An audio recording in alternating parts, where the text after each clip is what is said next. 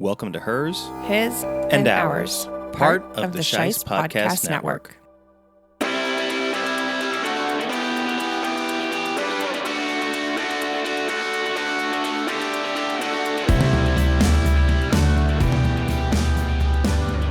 Hello, and welcome to a Hers, His, and Ours special event as we take on the Netflix reality competition show Battle Camp, one episode at a time. Welcome to Battle Camp. Well. This was a stressful one. It was. And the Stakes are high. The episode, of course, leaves off before we... This is back to the cliffhangers that make you want to keep watching. I told you. It was like, there's no way with how they've messed up the timing of the episodes that we're going to see the elimination and it being a double elimination again.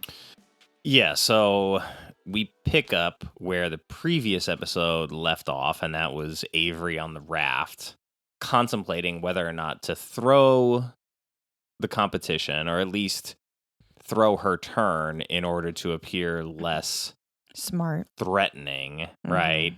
So she's thinking that. And then we see that QT goes on the raft and misspells the word. And because the word was advantage, her team freaks out. And I think specifically because Avery was thinking of throwing the competition by misspelling the word intentionally, that she then just, what's it called? Transference? Projecting? Projecting. She projected what was going on in her head onto QT. And I was like, I could see QT maybe messing up. She went a little bit fast. But you could see like QT was flustered, just like Shub, right? Like I was saying, like I can understand in the moment being super anxious. You're panicking. All you're thinking about is you're about to get thrown off this mat into the water. And like the nerves are going to get the best of you, right? And we talked about like when you know something that should be very automatic and easy, it's like the more you think about it, the more you're going to question and doubt yourself. And you see her count on her fingers by saying all the letters. And I do think she just rushed herself because you see her do it correctly when she's using her fingers. And then she just misses the V. And then she's like ADA quickly. So if she had done it still by using her fingers, maybe she wouldn't have missed it. Yeah. But she was possibly. In panic mode. She you spelled could tell. all the other words correctly. And so regardless, the idea is that she beat Avery to the punch at Avery's own game, right? Or so she thinks. And Avery is pissed about it because not only does she end up on the wheel anyway because they flubbed the turn and their team loses, but she also doesn't come across as the dumb one who's not a threat because she's not the one who flubbed it. So it was like a double loss for her and she's mad. I also think Avery's the female version of Tony. Oh, interesting. Yeah, maybe. I mean, I said watching this episode, like you go back to the first interview that she did on the show, and she's very much about like how cunning she is and how she doesn't want to show all her cards, and she is very much a threat, but then like her competitive side doesn't let her lose on purpose. So she won the wall sit when she probably should have lost. Yeah, and she keeps talking about how she's a gamer, so she knows how all these other people are playing the game. Yeah, it's like you're the one who's the gamer though. Yeah. You're the gamer. They're not playing like gamers. You're playing like a gamer. She was on the mole.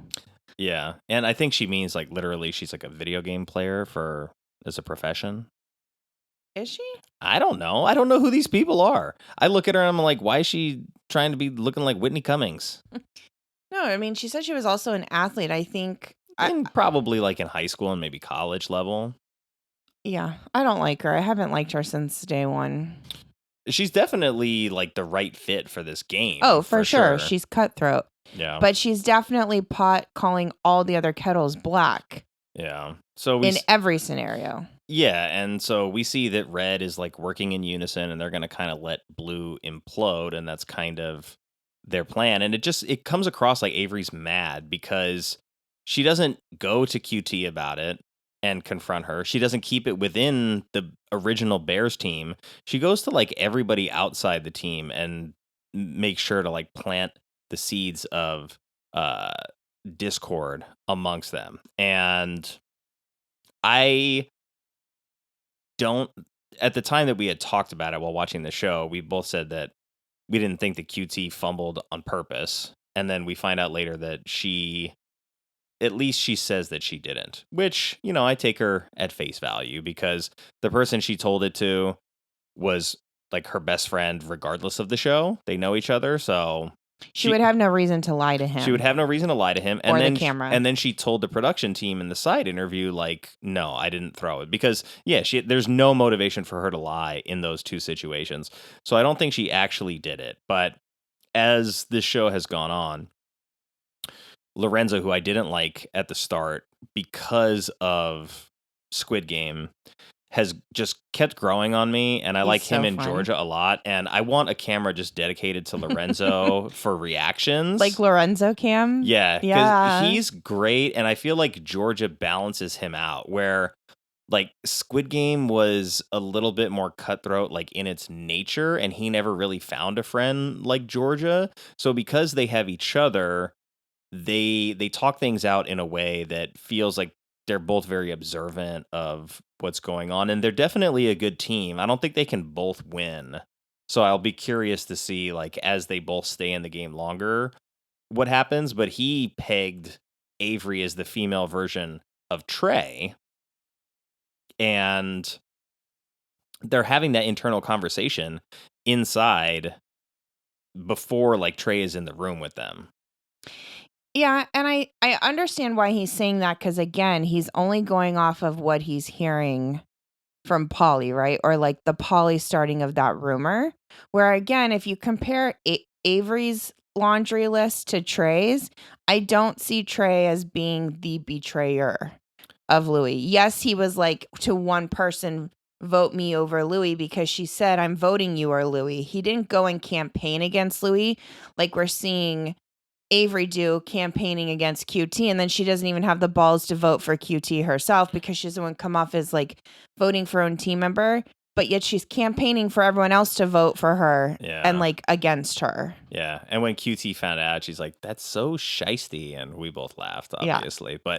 But she's right, it was very shisty, and then we see Avery's vote, and I'm like, she voted for Trey? I was like, what? Like, you specifically went out of your way to campaign against QT. It was a cop-out.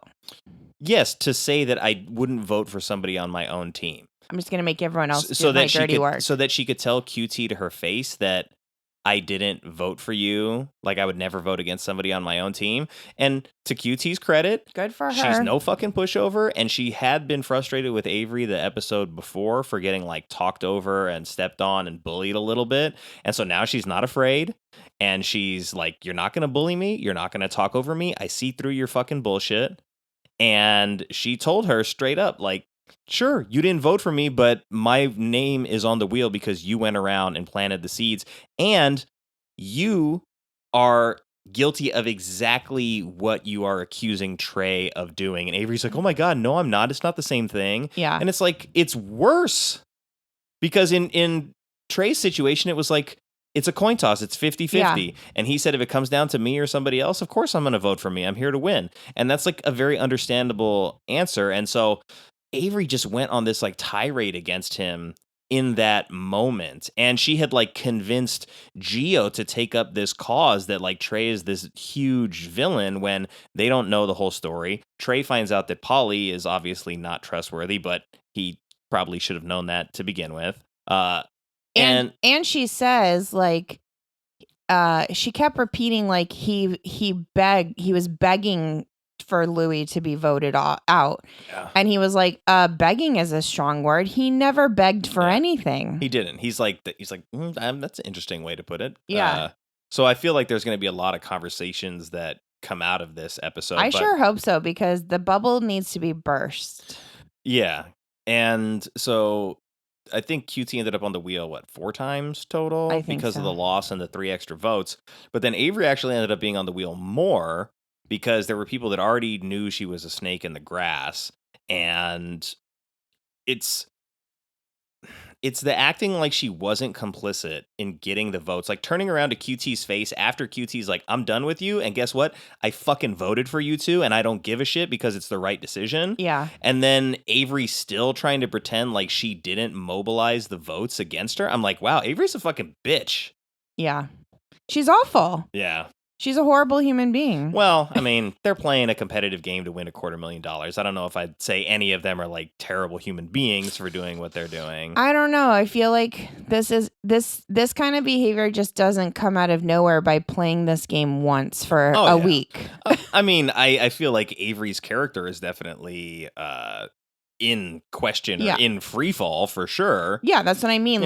You can't toot your own horn of playing like an honest and straight game when you're literally doing the opposite. Yeah, I think that's the weird thing to me is that she keeps saying that like I'm here playing an honest game, blah blah blah, and it's like, but you're not, and you have to know you're not. Unless your ego is so big. Why I think she's the female Tony. Yeah. And I think she's been a female Tony since the beginning. Because she still did the same thing. Like, she campaigned so hard. Like, they finally reorganize and they get a new team. And the first thing she does is, like, throw Trey under the bus. Right. Yeah. And no one has brought up the fact that they supposedly had this alliance from before Louis went home. Yeah. No one's bringing that up. And I'm like, Trey, say something, please. Like, start talking about that. Or bring it up in front of everyone and be like, they approached us for this. And then Avery nominated me for the punishment. So yeah, I had to go and ask for the people who were going to vote me or Louis to vote for Louis. That one person that was going to do that because I was trying to stay. Yeah. Not that he was campaigning. Correct. Yeah, what Avery did is worse. Yeah, absolutely. I think that's what I'm saying. In the context of like Louis and Trey were better friends, it seems like maybe more of a betrayal. But I think what Avery's doing is actually worse because she's also not taking responsibility for it. Exactly. And so, I don't know, maybe I shouldn't have called her a bitch, but she's acting like a bitch. And like I said, her character is in question. Again, game show considerations, like they're all trying to win. I don't know that her and QT were friendly, but I feel like the motivation to go after QT was coming from this place of her own insecurity, not doing the thing that she thought that she should have done and feeling like somebody else beat her to the punch. Yeah, and not only that, she legitimately said, I don't want anyone to think or know that I would vote for someone on my team because that would put a target on her, yet campaigned against her team member. And then she could just tell QT, well, I didn't vote for you. And QT called her out. Like, no, you didn't do the actual dirty work, or you didn't like bury me, but you dug my grave and you had everyone else kind of help bury me instead, which is just as bad, if not worse. Well, remember when we saw the amateur over the weekend and like he's hunting the guys down and they're all like, well, I'm not the one who pulled the trigger on your wife. Like, it's not me that killed her. It's not my fault. And it's like, you're still involved. Like, you can't deny your culpability at that point. So by the time we got to the end, I thought that a lot more people were going to see through Avery's facade and pick her out, but we knew that Avery and Gio voted for Trey because they showed that to us. I thought Georgia was going to end up voting for Avery, but Avery swayed her to QT. But Lorenzo didn't waver. He knew that Avery was a snake, and I'm surprised that him and Georgia didn't talk about that unless they were just like, it doesn't matter, like vote for who you want to vote for kind of thing. Unless their strategy is so good that maybe they did talk about it and we didn't see it, and they want to be aligned, but they don't want to seem too aligned because now that they're still on the same team, they could be viewed as targets if they're too strong of an alliance. I mean, that's true, but it's a blind ballot. Like, the campers don't see who voted for them. Yeah, but you know that they're going to talk about it. Like, to some degree, but Gio just raised his hand at this ceremony and was like, I did. Well, he's like, justice for Louis. Yeah. And it's because that's what his narrative of the betrayal is so much so that like he can't take it. Mind you, he didn't pick Pauly for his own team. So his own best friend who's on the show, he didn't take. Which is interesting. But maybe that's also a strategy because then they have more people to protect each other. So we know QT voted for Avery. I figured Polly might vote for Avery because she's cunning and manipulative enough in her own right to see it in Avery, but she got swayed and voted QT. I thought Kyle, after it came out that Avery was on the hunt for QT and he talked to QT about it, would vote for Avery, but he voted for Trey because Trey just lied straight to his face about what happened with Louis, which certainly doesn't help, but I thought he was going to back QT's play there. Yeah, it doesn't make sense that he didn't back QT's play. Although, again, she was saying that she found out about everything at right before she voted, meaning a bunch of people had already voted. So we don't really know based on filming and editing, what order things are taking place in. But I still don't think, technically, I wouldn't say Trey lied to him because he didn't, again, campaign against Louis. He didn't throw him necessarily under the bus. He was just, fighting to stay. True, but Kyle knew what happened with them. Yeah. And he used that against Trey, and he set him up. And he was like, just looking at you, you don't look like the kind of person that would, stab somebody in the back, right? And Trey's like, no, of course not. No. And you see on his face, it's like he's obviously busted and lying. Trey votes for Avery, which smartly, he's aware and knows that she's a threat. I thought Chase was going to vote for Avery because when Avery went over to talk to him about what was going on with QT, he seemed like, why are you here talking to me about this? Why are you campaigning here?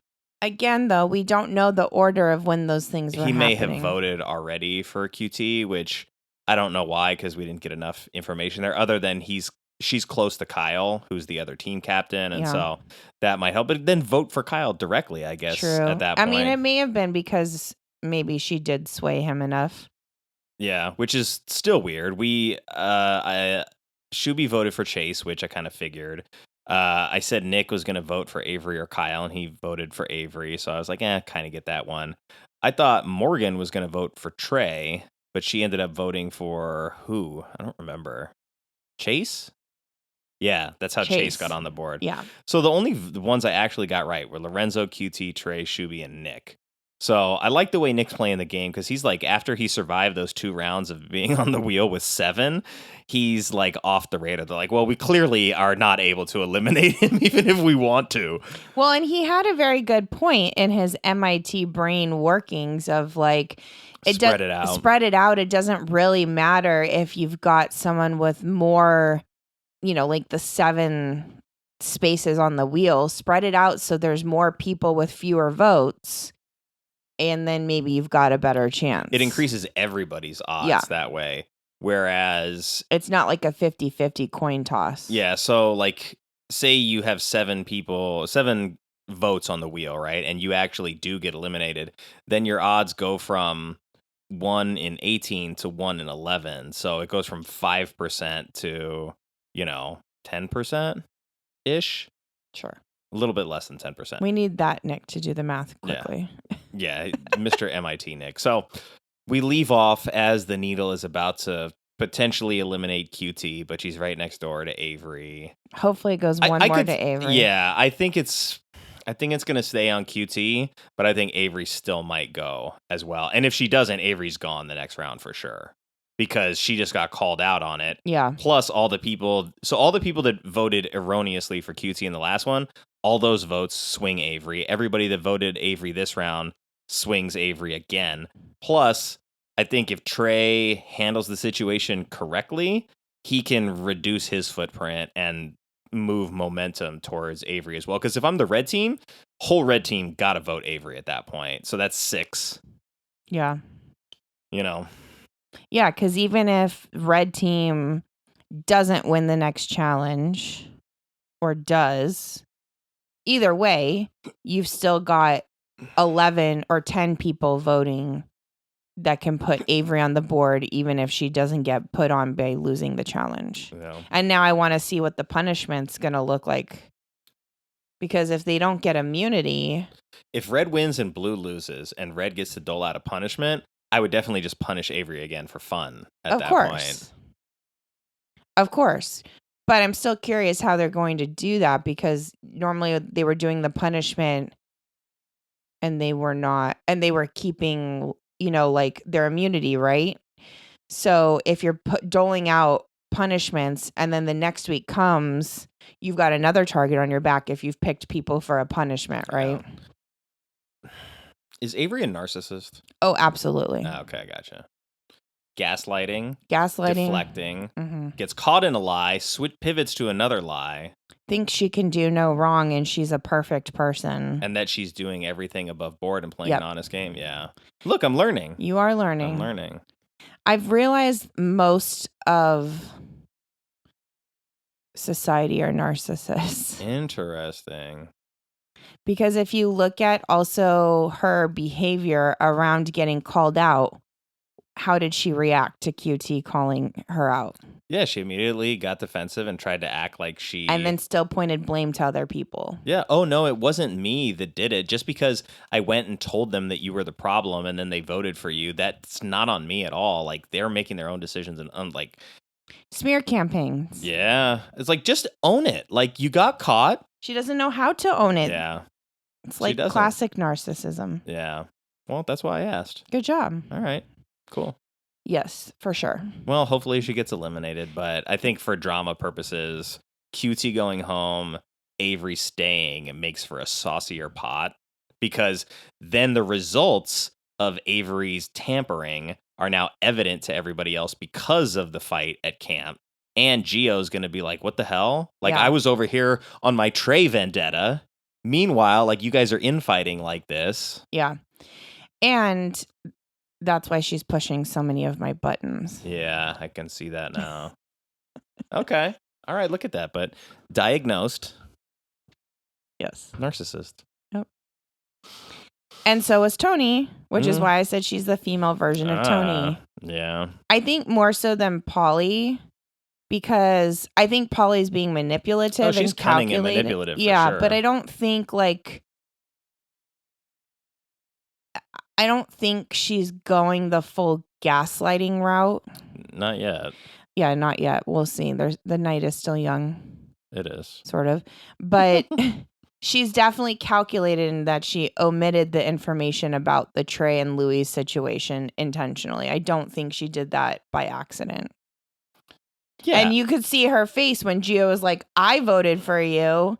And then it went to Avery quickly. She was like, oh, shit.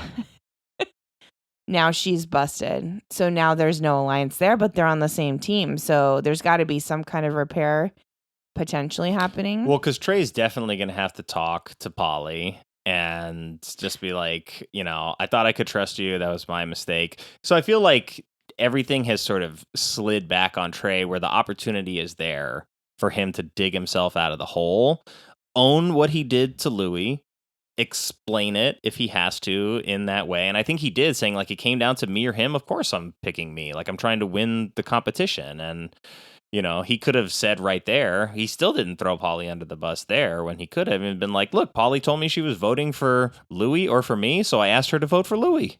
It's that simple. I didn't beg her. There was no begging involved. There was no begging. So yeah, it's going to be an interesting episode. I don't even care about like the challenge or any of that. I just want to see the hot goss. Let's just see all the drama and skip the challenge. Well, let's do the wheel first. Yeah. I know the wheel's going to be interesting. So that was episode 6. I think so. Yeah. Now we're about to be on 7. Yeah. Cool. All right. Hit pause. Let's go. Oh boy.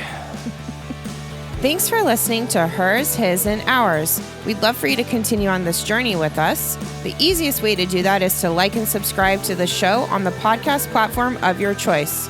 Follow our socials at Hers, His, Ours, spelled like time, on Instagram and X. To keep tabs on this show and others in the Shice Podcast Network, follow at ShicePodNet on Instagram, Blue Sky, and X.